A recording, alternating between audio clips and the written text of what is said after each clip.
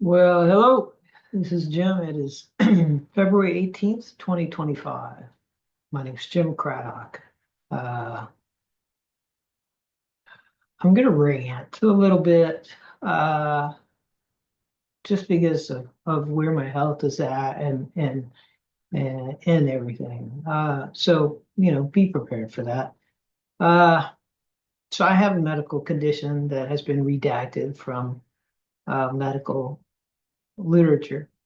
It's not a disease, it's a condition. It's iatrogenic, so you get it from treatment. And I gave it to myself to save myself from another condition that no one was treating me for and I was going to die from.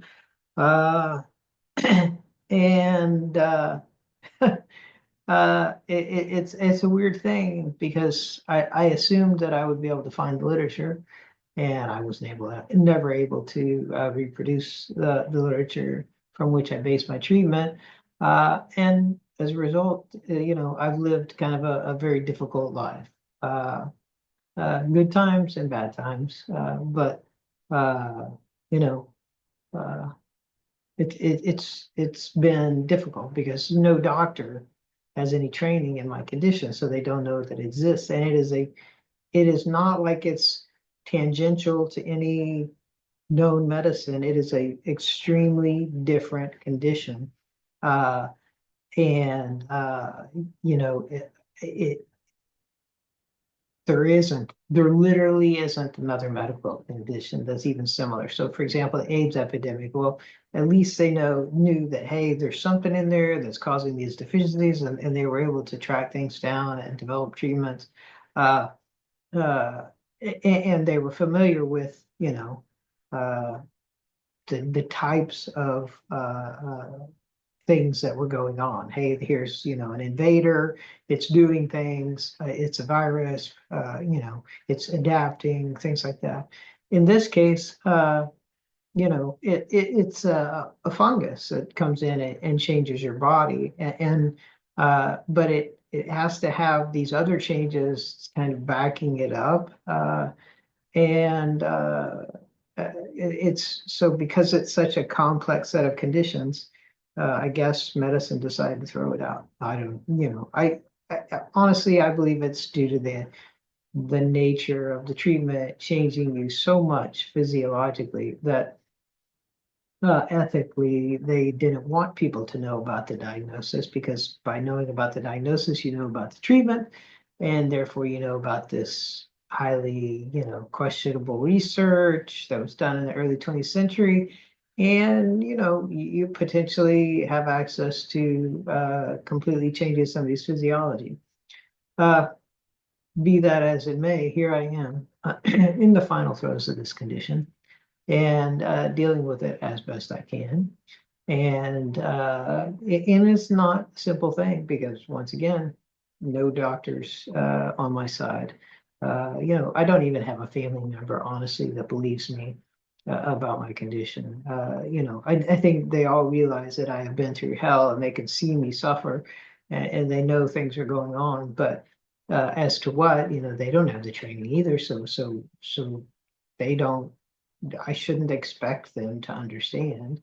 Uh, and so it's really just a foobar situation. And I have basically lived through so many existential crises in my life because of this condition, because I know it's terminal. Okay. But what I never know is, like, okay, when I it's basically this huge Rube Goldberg type thing going on in your body. So you have, on one hand, you have the pituitary that has taken over your electrolyte balance in order to basically fight off the candidiasis that is there. And so it's kind of this back and forth where, okay, the pituitary finds a way to compensate, and then it runs out of room. Okay. And then usually what happens is the candidiasis kind of flares up in some way or another. And then the pituitary basically, or the gut or different bodily systems react and start doing things differently. And where I'm at right now, and and this is this is just brutal honesty. So, uh, is that my bowels are coming to a stop. And it's not actually painful. And this is not constipation. I think it's funny that people might associate it with constipation. This is definitely not constipation. It's about as far as you can get from constipation. What it is it's just uh, uh, everything slows down, and so your bowels, they're actually weakened, and so they're expanding as the food gets shoved in there, and they're no longer able to push things through the system. And at the same time, you have this permeability of the valves that shouldn't be there. So you have fluid that can basically kind of come into or out of the valves from within your abdomen. And so you don't have like this hard type of thing going on. Uh, you just have less and less. And, uh, I it, this part started about 3 weeks ago now, I guess, 3 or 4 weeks ago. And I'm within 3 or 4 weeks of whatever the end is. I'm very sure of that. I don't know exactly. I can't give you a real, you know, uh, exact date, but in the article it mentioned that somebody might go to the ER just with no real complaints other than the fact they've been unable to have a bowel movement for 4 days. So that tells me that, hey, you can go at least 4 days after your last one. So, hey, I got at least 4 days, right? Uh, and I know that's a lot of stuff that you probably didn't want to hear, okay? But I mean, the reality of the situation is nobody's listening to me. And I'm the only one documenting this process. I'm the only one familiar with this process. So whatever I can record for posterity is what will be known about this condition until somebody bothers to go searching through enough old diagnostic manuals and research papers to figure it out. And I've done some looking. I haven't done nearly as much as I should, but I've never been able to find it because of how it's buried in a diagnostic manual somewhere and how they've evidently, hidden the other research. No AI engine has access to it so far. Uh, they will confuse you and uh, you know come up with some made up answers, and then when you ask them, hey, are you sure that's sure, and they'll say no, yeah, that's definitely a hallucination. uh, so I am doing the best I can. It's a daily battle, and uh, it has been a daily battle for a long time, and I'm frankly I'm just tired of it. I've the way I put it is I've let go of this world. Uh, and so, you know,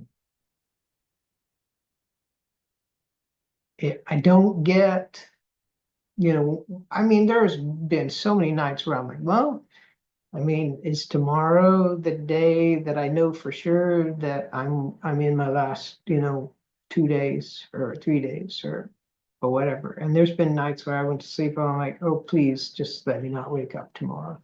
Uh, and I will say that the amount of physical suffering that I have been through lately, on the grand scheme of things, it's not that high. I mean, I have suffered through a lot worse during the course of this illness. So it's not the physical suffering, it's just the eternal, totally being on my own, not having any support from anything. I mean, there's just no real uh, substance to the support. Yeah, I might have support on a personal level where I get somebody who a family member or somebody else who I can tell that they have compassion or empathy or whatever.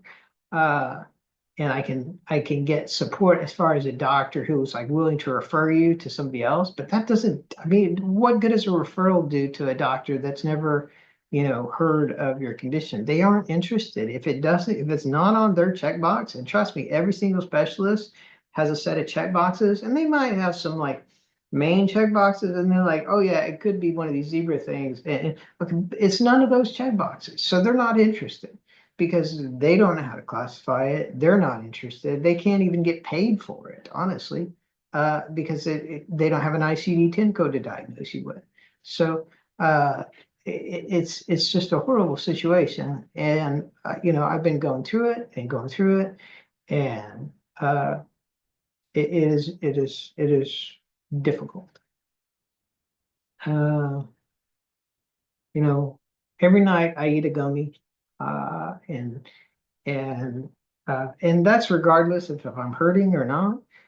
It's because if I stop doing things, stop reading books, stop trying to ingest knowledge about different things, and just sit and contemplate. I mean, it's a really, really uh,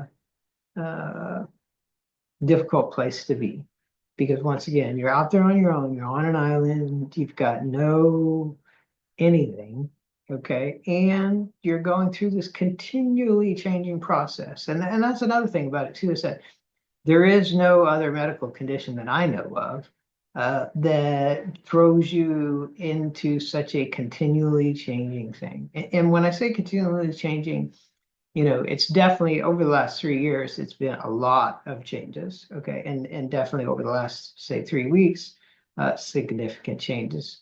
Uh, but even when you go back to the transitions that were years and or decades apart, there's these changes, physical changes that occur in my life, and they're not that noticeable externally. So maybe it causes you to kind of retain water in your epidermal layer, okay, during one phase. And so you kind of get like breasts, and you have uh, handlebars, as they would say, around your waist, and your face looks fat and round, and things like that. And maybe in other uh, stages, one thing that's definitely true, and once again, I'm sorry to talk about bodily things, but that it's like in each phase of this, one of the things that significantly changes is how your body processes food. I'll just put it that way. Okay. And because you're really not utilizing the food the same way everybody else does, your ATP is generated differently. You are not going through the same biological organic chemistry processes that everybody else is to generate energy, and and and as a result, a large one of the things that changes the most is circulation to your gut, is the actual the flesh, say, of your intestines changes over time.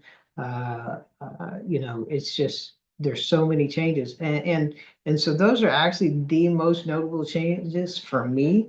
And I can tell you, I could tell you at specific points in my life where, like, you know things change dramatically. And but looking at me, you wouldn't know any difference. And if I was to go to a gastrologist, and he was to do whatever tests, trust me, I've had all types of tests on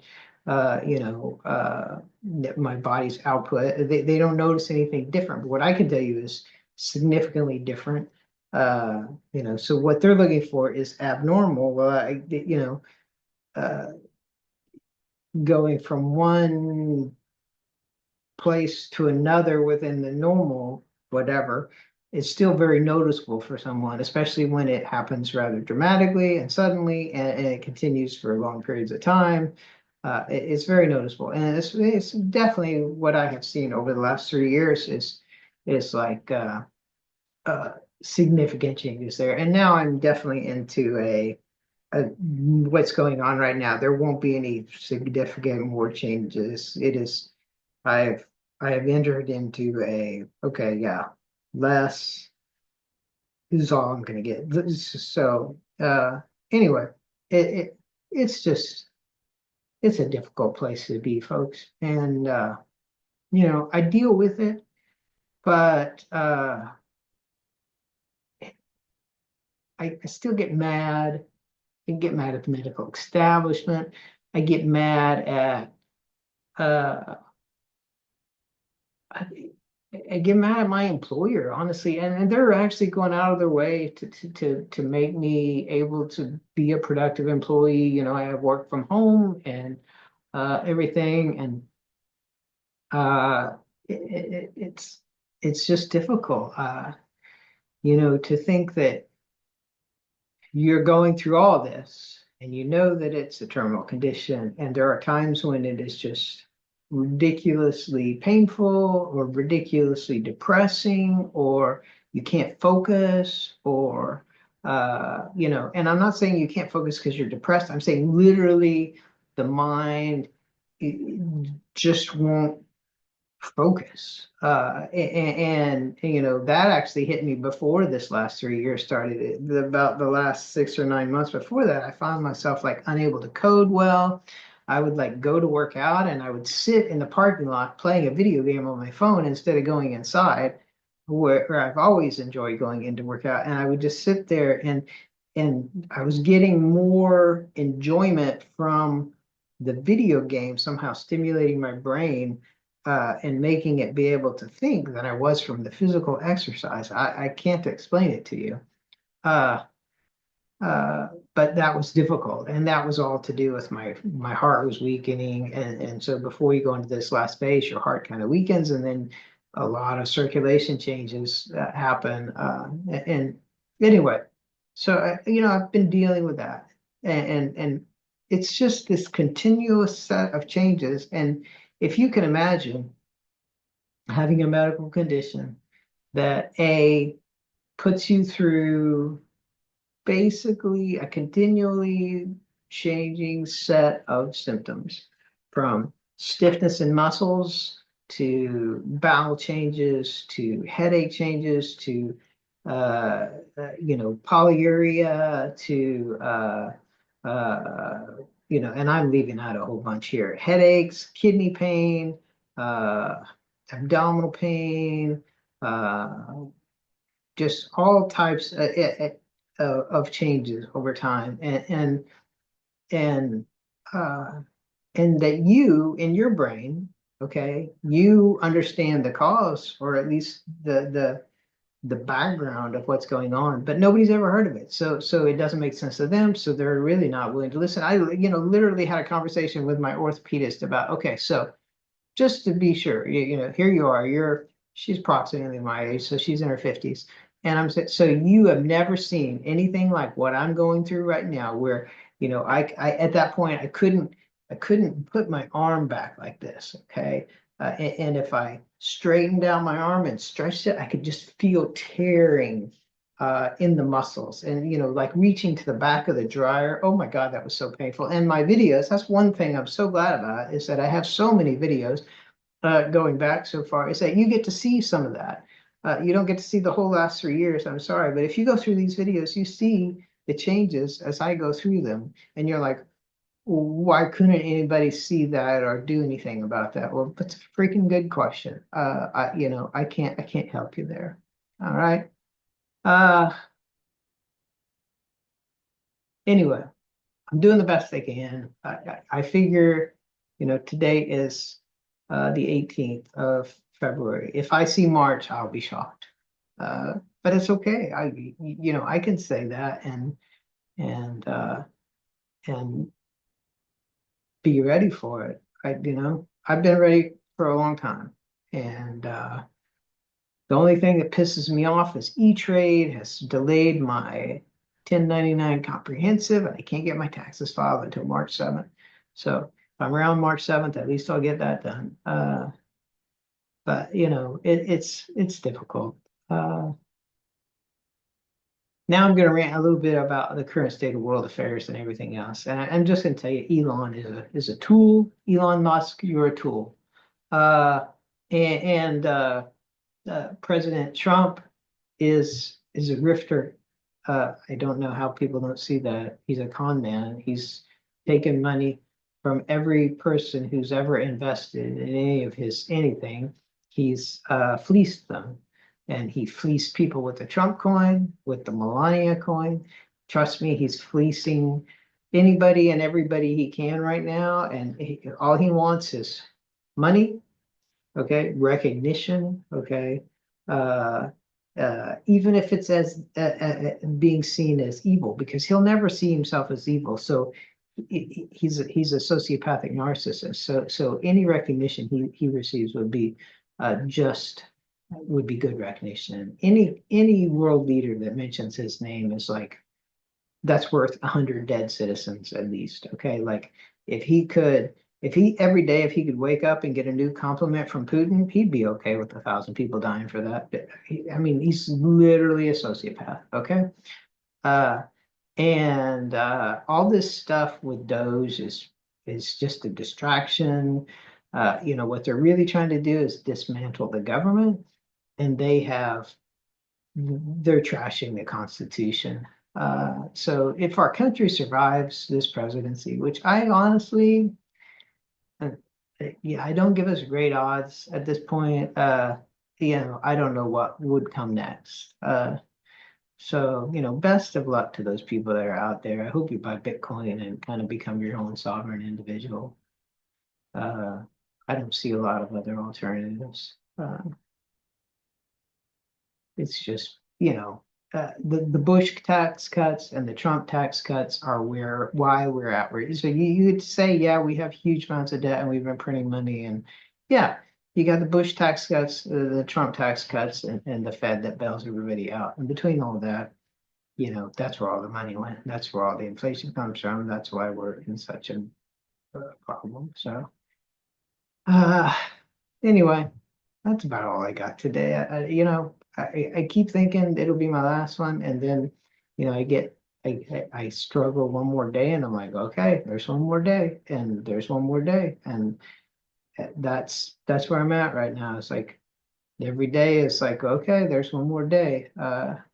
You know, it'll stop. And I'm not saying that I want it to. What I'm saying is I'd like to feel freaking normal. I'd like to have a doctor that knew what condition I had and was able to do something about it at some earlier point when it was more treatable. Uh, with me telling them for the last 30 years that I have this condition, it's just ridiculous that some goober out there decided to redact the medical knowledge. Uh, so anyway, so if you're seeing this, then that means that, you know, something did happen, and uh, that's the way it goes. Anyway, I don't know. I may put this one up front. I may put it at the end. I don't know. I've thought about, I have recorded one that was from near the end that I have near at the beginning now, but I think I need another new one. So maybe either I do this one that way, or I could record another one. I think I'll record another one. So maybe I'll do that tomorrow and just say, hey, here's everything I've been through, and you can see that as you watch my videos, and a big, middle finger to the medical establishment for basically trashing the science and abandoning me. All right. Hey, love to my family. I'm persevering, and every person confronts their mortality and has to deal with, you know, either getting old or getting weak, or, I mean, unless you just die in an accident, like an airplane or something like that, most people, they get there. So this isn't all that unusual. It's just that nobody can relate to my condition, and basically everybody doubts me, and I 100% know I'm right. So it really doesn't matter what they say. Like you could not convince me otherwise. Uh, that's it.